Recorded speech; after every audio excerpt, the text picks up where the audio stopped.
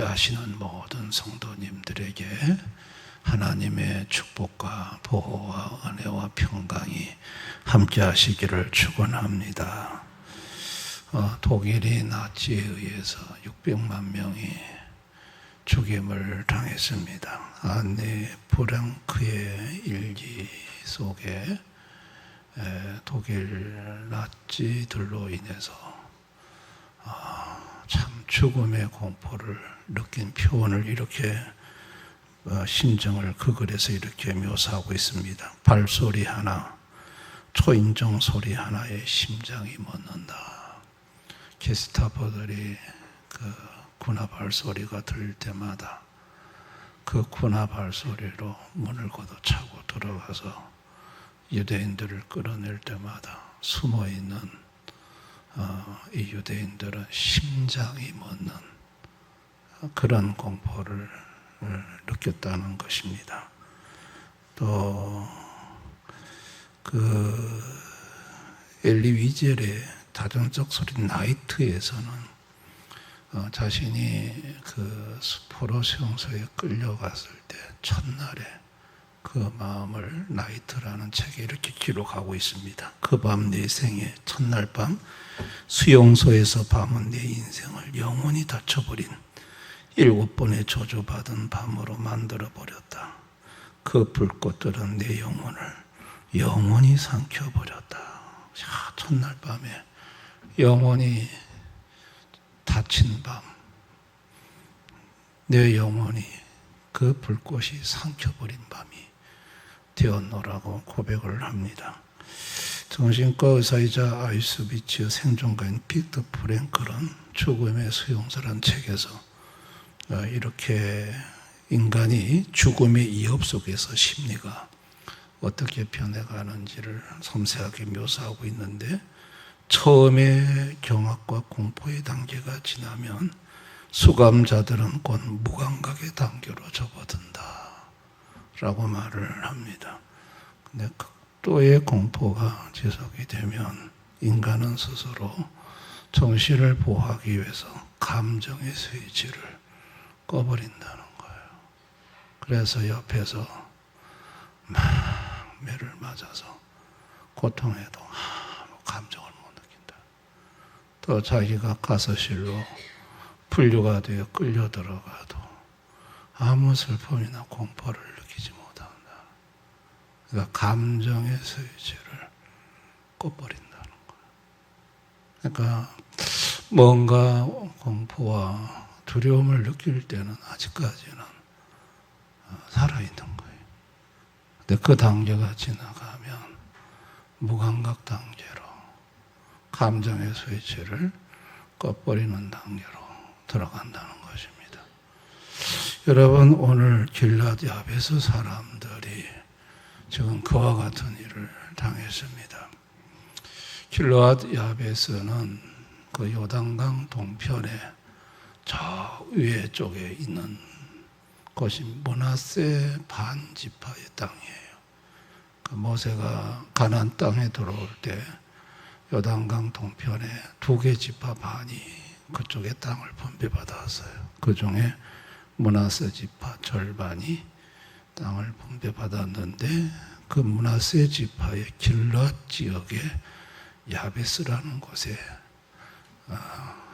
암몬 나라의 나하스가 군대를 이끌고 저 야베스 지역을 공격해 왔습니다. 당시에 이제 사울 왕이 세워졌지만은 아직까지 왕정 체제가 정비가 되지 않은 과도기적 상태에 있었어요. 이때를 노려서 암몬 왕 나하스가 군대를 이끌고 이스라엘을 공격했는데, 그 첫 관문인 길앗 야베스를 포위한 것입니다. 그래서 야베스 주민들이 나하스한테 가서 항복하겠습니다. 우리 조약을 맺읍시다. 그랬더니 뭐라고 하냐면 2절에 암몬 사람 나하스가 그들에게 이르되 내가 너희 오른눈을 다 빼야 너희와 언약하리라. 내가 온 이스라엘을 이같이 모욕하리라. 항복하겠습니다 했는데 니들 오른쪽 눈을 다 빼야 내가 항복을, 조약을 체결하겠다고 하는 거예요. 이야, 이 야베스 주민들은 이거 지금 엄청난 절망과 공포 속에 빠지게 된 겁니다. 아니, 오른쪽 눈을 다 빼버리면 자기 눈에야 모르지만 처자의, 자식들의, 부모님들의 눈을, 오른쪽 눈을 다 빼버리면 어떻게 합니까? 당시에 전쟁을 할 때 왼쪽에 방패를 들고 왼쪽 눈을 가리고 왼쪽으로 몸을 가리고 오른쪽 하나만 방패 밖으로 내놓고 전쟁을 하거든요. 이 오른쪽 눈을 빼버리겠다는 거예요. 그러면은 아예 전쟁에 있어서 불구로 만들겠다는 거예요. 그래서 이제 야베스에서 일주일만 시간을 주십시오. 우리가 이스라엘의 구원을 요청해보고 없으면 일주일 후에 야베스 암몬왕 나하스의 뜻대로 하겠습니다. 그래 일주일 시간을 주겠노라고 하는 거예요. 그래가지고 전령들을 이스라엘 전 지역에다가 야베스 주민들이 이 소식을 전합니다. 자, 그 소식을 들은 이스라엘 백성들은 소식을 듣자마자 다 통곡을 하는 거예요. 저게 야베스가 첫째 케이스고 곧 두 번째, 세 번째 케이스로 이제 자기들 눈도 뽑힐 판이거든요. 어떻게 방법이 없어요. 이 길앗 야베스 주민들은 아직까지 이스라엘에 군대가 없어요. 사울이라고 왕은 뽑아놨지만 아직까지 군 조직이 안 돼 있어요. 자기들이 연락을 해도 도와줄 수 있는 사람이 없어요. 그렇지만은 보냈어요. 근데 그 소식이 사울에게 도착을 했어요. 자, 사울에게 도착을 하니까, 자, 6절, 7절을 보세요. 사울이 이 말을 들을 때, 이제 야베스 소식을 들을 때, 하나님의 영에게 크게 감동되며 그의 노가 크게 일어나 한 결의의 소를 잡아 각을 뜨고 전령들의 손으로 그것을 이스라엘 모든 지역에 두루 보내어 이르되 누구든지 나와서 사울과 사무엘을 따르지 아니하면 그의 소들도 이와 같이 하리라 하였더니, 이 소식을 사울이 듣자 하나님의 영이 임했는데 크게 노했다 그랬어요. 그래가지고 소를 각을 떠가지고 지파들한테 보내 모이라고 공지를 합니다. 여러분, 사울은 소심한 사람이에요.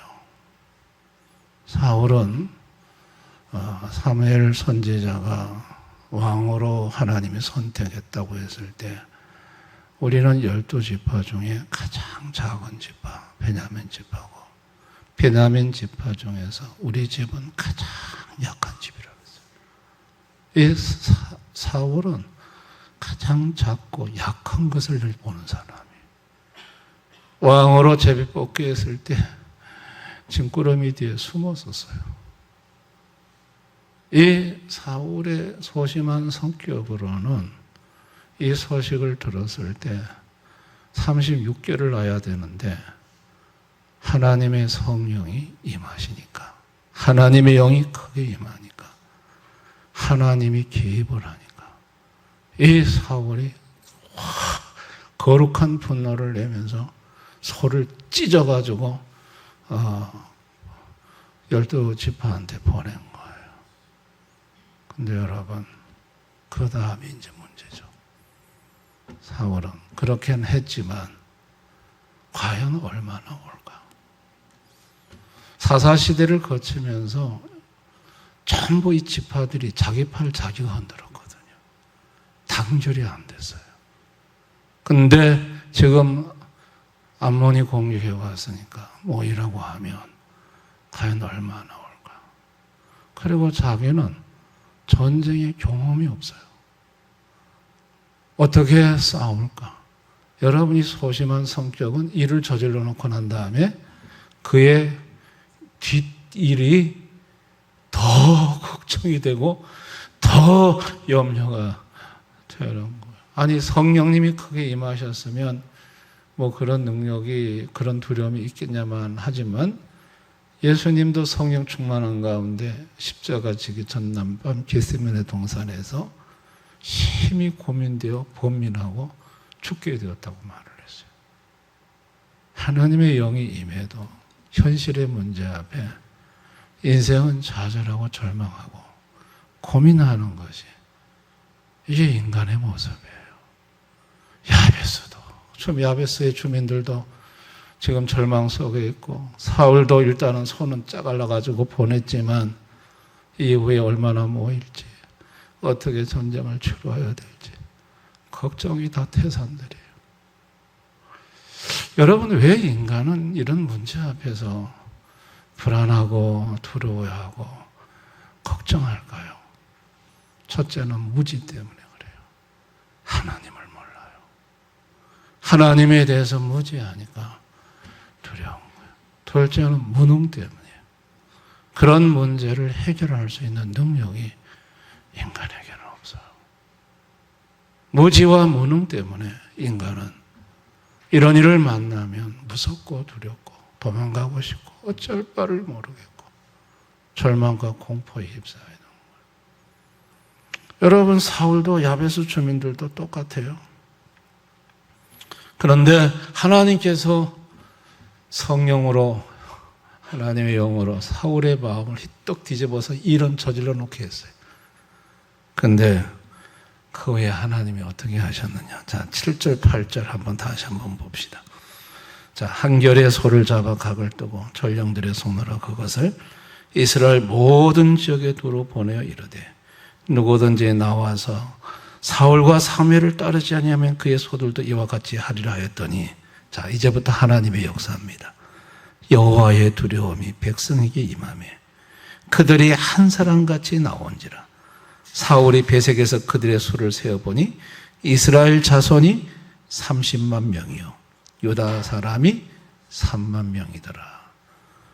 여호와의 두려움이 백성에게 임하니 33만 명이 모였어요. 하나님은 어떤 분일까요?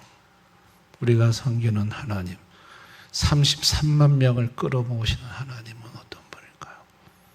첫째는 공의의 하나님이에요.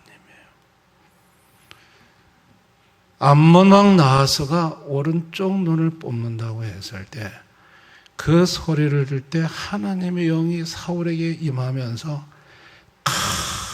크게 노래했다 그랬어요. 격분했다 그랬어요. 그거는 사울의 분노가 아닙니다. 하나님의 분노입니다.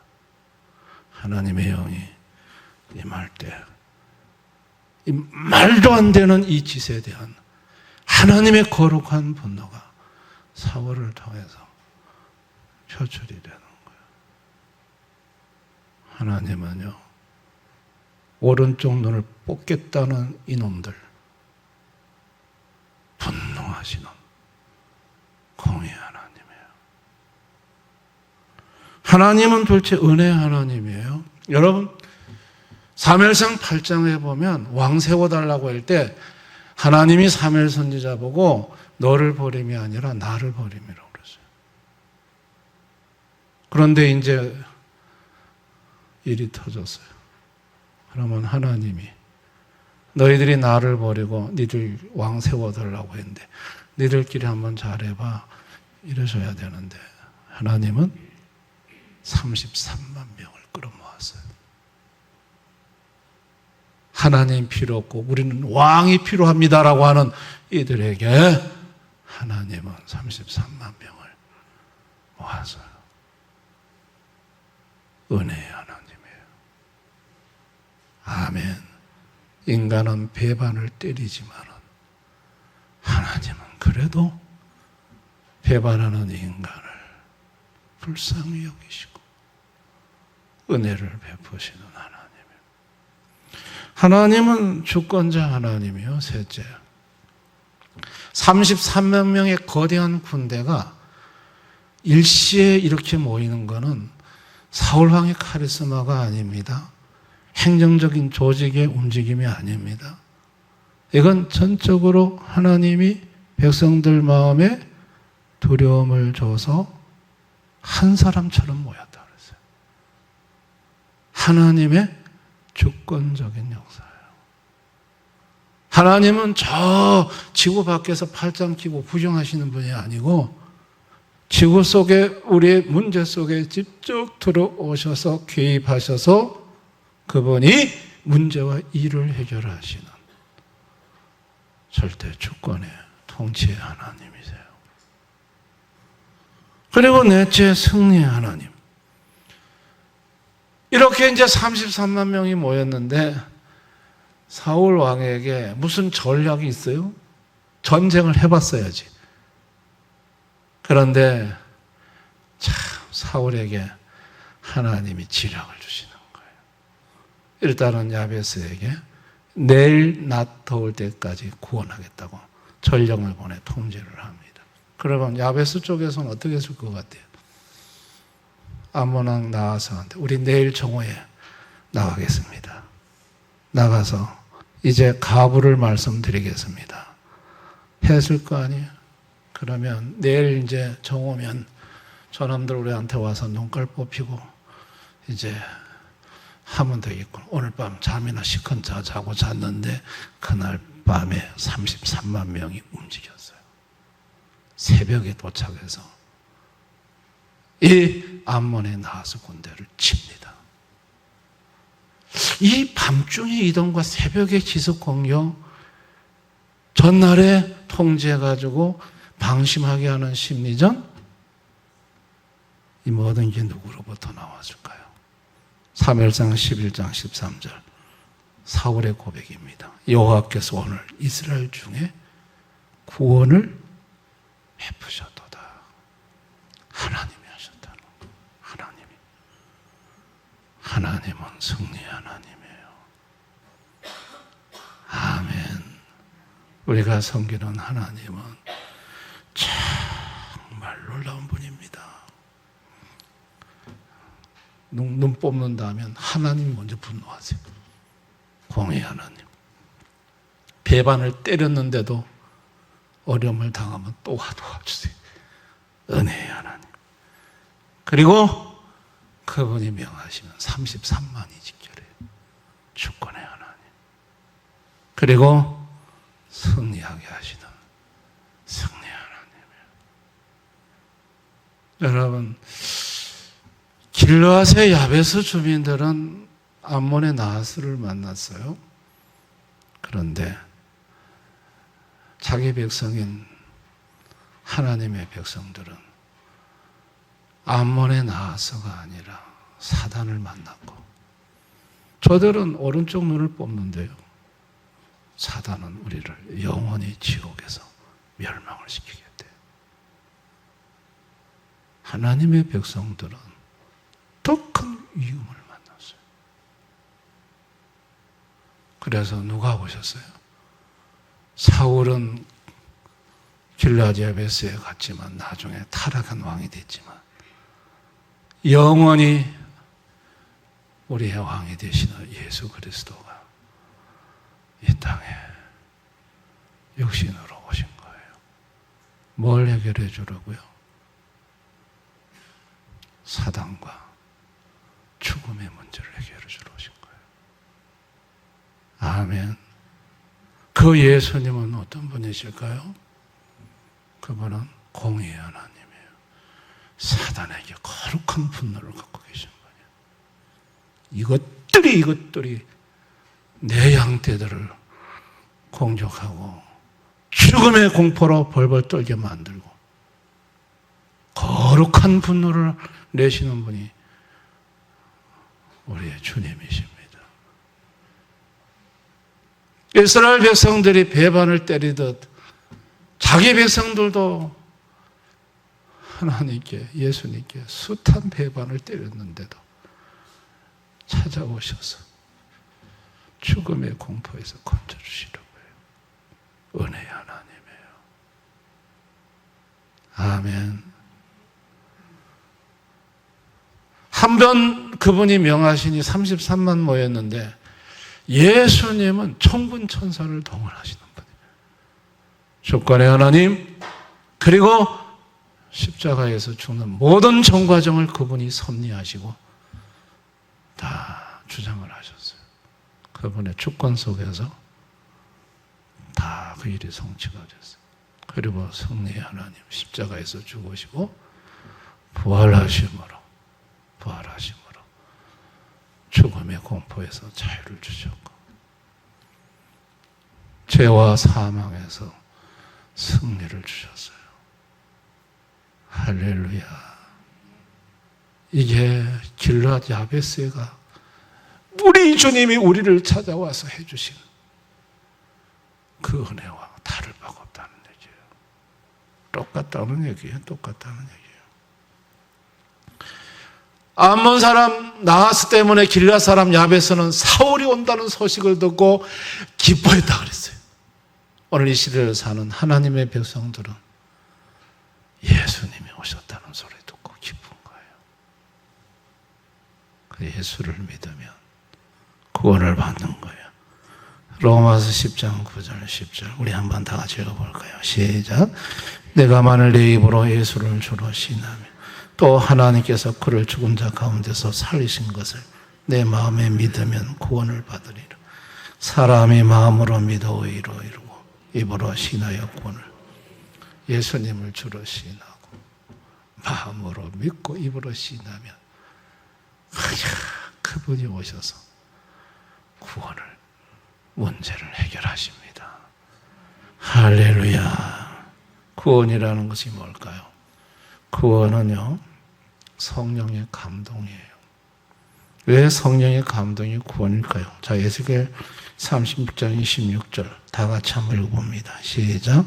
또 새 영을 너희 속에 두고 새 마음을 너희에게 주되 너희 육신에서 굳은 마음을 제거하고 부드러운 마음을, 굳은 마음, 죄로 죽은 영적 심장을 살리는 것이 성령이에요. 성령이 오시면 영적인 심폐소생술이 이루어지고 살아납니다. 이게 영적으로 살아나면 그때부터 성령의 임재를 느끼고 감동을 받아요. 성령의 감동을 느낄 때 여러분 공의의, 은혜의, 주권의, 승리의 하나님과 바로 연결이 됩니다. 성령의 임재를 느꼈다? 그러면 바로 그것은 뭘 의미하는 거냐면 이 하나님이 역사를 한다는 얘기예요. 그래서 그 결과가 뭐다? 구원이라는 거예요. 아멘입니까? 길앗 야베스 사람들은 사울을 통해서 암몬의 나하스가 물러가자 죽음의 공포에서 오른쪽 눈이 뽑히는 이 수치 두려움에서 완전히 자유를 얻었어요. 얼마나 기뻤겠어요. 얼마나 감사했겠어요. 그런데 이 사울이 그날 밤새도록 달려와준 그 은혜를 길앗 야베스 사람들은 잊지를 못합니다. 40년 후에 길보아 전투 때 사울이 죽습니다. 그때 길보아 전투 때 그 사울의 시신을 적진에 들어가 수습하러 간 사람이 길앗 야베스 사람들이에요. 오른쪽 눈을 뽑힐 위기에 사울이 그때 밤새 달려와서 하나님의 뜻을 받들어 자기들의 오른쪽 눈이 뽑히지 않게 해준 그 은혜가 감사해서 40년 후에 사울이 적진에서 죽어서 그 시신을 수습할 사람들이 없을 때 길앗 야베스 사람들이 거기 들어가서 사울의 시신을 수습해서 나와요. 그 은혜를 잊지 않는 사람들이 되었습니다. 뿐만 아니라 이 사건은요, 그동안 12개 지파가 각자 자기 팔 흔들면서 자기 잘났다고 분열됐는데 길앗 야베스 여기에 암몬의 나하스 침공으로 33만 명이 직결함으로 이제 드디어 이스라엘의 국가 공동체가 시작이 됐어요. 저 남쪽에 있는 유다에서 3만 명이 올라갔어요. 이제는 12지파가 하나로 뭉쳐서 한 국가의 단위로 출발을 하게 되었어요. 그리고 사울 자신도 자기한테 반기를 들었던 사람들에 대해서 처형을 하자고 할 때 은혜로 용서를 하고 은혜 통치를 사울이 하는 걸 볼 수 있어요. 성령이, 하나님의 영이 임하니까 공포가 물러가고 평안이 오고, 또 각자 따로 놀던 지파들이 하나로 뭉쳐서 기쁨의 축제를 나누고, 여러분 용서로 반기를 든 사람들을 품는 은혜의 마음을 갖게 되는 것, 이게 모두 하나님의 영의 역사입니다.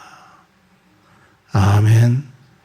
그러면 오늘 이 시대에 사는 우리 현대판 이 암문의 나아서는 뭘까요? 저는 세 가지로 보았습니다. 첫째, 경제적 붕괴와 부채의 늪이에요. 오늘날 가장 강력한 공포의 대상은 경제적 파산입니다. 사업의 실패, 감당할 수 없는 빚, 갑작스러운 실직, 이것은요 참으로 오른쪽 눈을 뽑는 것과 같은 인생에 참으로 견딜 수 없는 수치를 가져다줘. 이 경제적인 파산이 되면 자존심을 다 구겨야 되고, 투잡, 쓰리잡 뛰면서 모든 굴욕을 참아내야 되는 그와 같은 현대판 이 암문에 나아서가 바로 경제적 붕괴와 부채적인 늪이라고 할 수 있어요. 둘째는 통제 불가능한 질병과 죽음이에요. 질병이, 사고가 통제가 안 돼요. 의사도 통제 못하고 나도 통제 못해.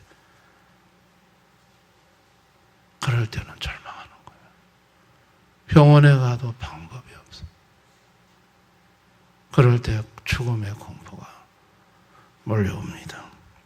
그런가 하면 셋째, 무한 경쟁 속의 우울증과 허무함이에요.